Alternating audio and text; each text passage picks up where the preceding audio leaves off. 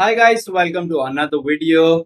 Here we go again. So El Salvador bought ATBTC around $19,000. They just keep adding their bags and a very good place to DCA. Very good choice done by the president El Salvador Naib. And in the other news, we've had TikTok's biggest star now joining hands with Binance. This is getting very bullish for Binance. Just got partnership with Cristiano Ronaldo, and now our TikTok star things are actually getting out of hand there. He's very famous in the TikTok space. Lastly, Three Arrows, like we discussed in the last video, is getting liquidated. They have now filed for bankruptcy. Everything around this place is getting very bad, especially for these hedge funds. They are now waiting to get cornered and are likely to file for bankruptcy. First one to get into that space is Three Arrows Capital. Today we're going to be discussing Bitcoin, Ethereum, ADA, FTM, and Solana. So let's get into our charts.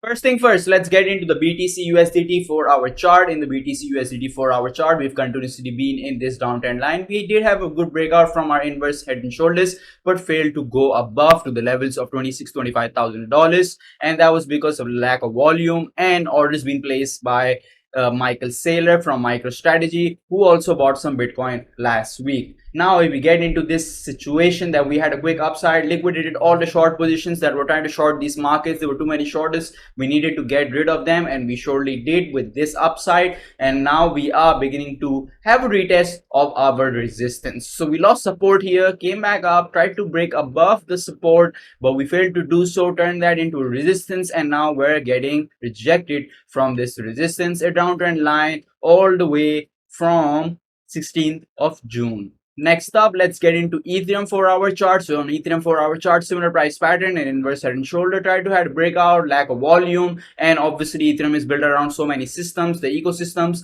aren't really favoring Ethereum right now. We aren't having that kind of volumes, that kind of upsides in NFTs, metaverses. So pretty much a lot of things right now have been sideways in these ranges. Then similar pattern here, like BTC, we broke this support, came down, had a retest, tried to break above this support level, but we failed to do so. Now we are facing resistance from our downtrend line and seem to be taking support from $1,000. Now our lower BB is just at $964 on the 4 hours. Obviously on the daily and weekly, it's very different situations. Let's get into ADA, the first altcoin we're going to be discussing today. I feel like ADA is likely to come into the ranges of 0.28 cents. This is going to be coming when we see a downside coming on BTC and Ethereum. Is just going to bring all that dump into the altcoins. Altcoins are going to dump hard, likely, compared to what we're going to be seeing in BTC and Ethereum. So if we look into this scenario, it's going to be coming here when we see that dump coming in BTC and ETH, that where we're expecting $16,000 to $2,000 coming on BTC. Similar pattern will repeat in ADA. Right now for ADA, lower BB is around 0.3882. Likely it's going to come back into this channel of about 28 cents.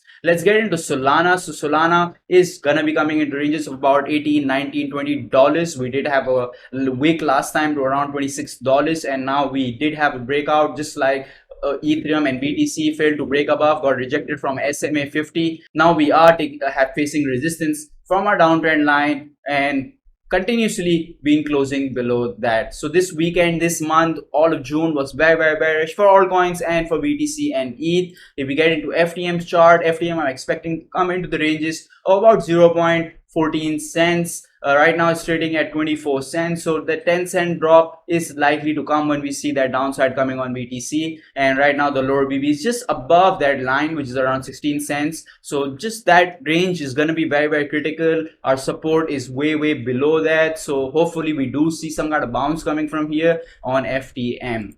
Now we get into the BTC USDT daily chart. I did tell you guys that we are making a similar pattern like this here, and now the pattern is exactly playing out the same way. We had a waterfall here and the waterfall has started here, just waiting for it to reach the Thanos levels, which is around $18,000. Once that support levels get tested, then likely we're going to be getting into $16,000. Our lower BB on the daily is exactly at $14,632, and my end of crypto bubble line is around $14,000. So very similar range, about just $600 difference there. We get into Ethereum's daily chart. So Ethereum is also making a similar pattern, just like we had here, similar rejection coming into play here, and now we can expect some kind of downfall to be coming on Ethereum. Ethereum is trading likely below on the lower BB from Thanos level, just around $616, while Thanos level is at $813, but end of crypto bubble is around $417. So likely I'm expecting it to come into $417, $400, $500 range.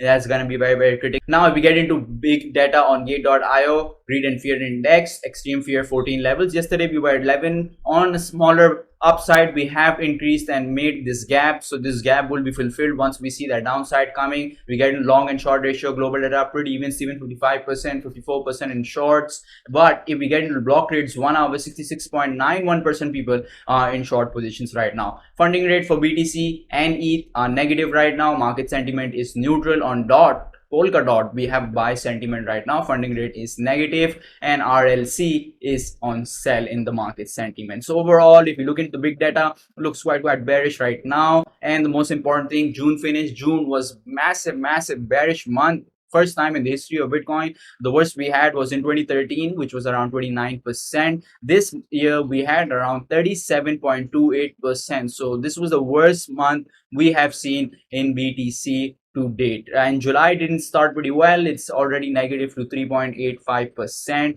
We do hope there might be some difference from our previous historical data in July's percentages. Hopefully, let's just be hopeful and not give up so soon in these markets. Let's get into the BTC 5-year cycle top and bottom chart. So this chart shows us clearly that we might be closing our weekly candle, which is going to be closing tomorrow, below our 2017 highs. We have lost MA200, way below MA50, so things aren't looking ideal right now. This very difficult situations to look at, because this has hardly happened that we close monthly and weekly below these levels. We have to just be very careful in the market right now. If you have some capital that you want to deploy, and don't be in an urgency to deploy it right now, holding capital to invest is key right now. If you want to just invest some of your capital on swing trades or in future trades, I would suggest this, we probably use 10 to 20%, not even above 30%. 30% would be like the max, because anything is possible right now in the market. Market is very unpredictable. So that's all for today's video, guys. I hope you liked today's video. If you do, smash the like button. Don't forget to subscribe to my channel and share this video with your friends and family. Take care, guys. Have a great weekend. Bye bye.